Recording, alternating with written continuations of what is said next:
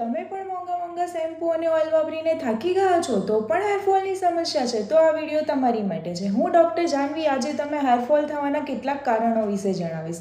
Nutritional deficiency. જો તમે તમારી ડાયટમાં proper vitamin, minerals, protein, iron વગેરે નથી લઈ રહ્યા તો તમને હેરફોલ ન્યુટ્રિશનલ ડેફિશિયન્સીના કારણે છે.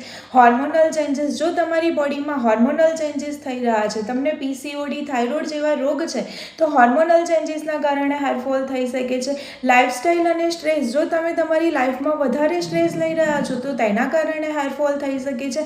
Genetic hair fall. જો તમારા બાલ્ડનેસ અને હેરફોલની પેટર્ન તમારા પેરેન્ટ્સ જેવી છે તો તે હેરફોલ જીનેટિક હેરફોલ છે. Post viral hair fall. જો તમને ડેન્ગ્યુ, ટાઇફોઇડ, કોવિડ જેવા રોગ થયેલા છે અને એના પછી હેરફોલ થાય છે તો તે પોસ્ટ વાયરલ હેરફોલ છે. Post chemical treatment hair fall. જો તમે પરમનન્ટ સ્ટ્રેટનિંગ, સ્મૂથનિંગ, રિબોન્ડિંગ કરાવેલું છે તેના પછી હેરફોલ અને હેર બ્રેકેજની સમસ્યા છે તો તે પોસ્ટ કેમિકલ ટ્રીટમેન્ટ હેરફોલ છે.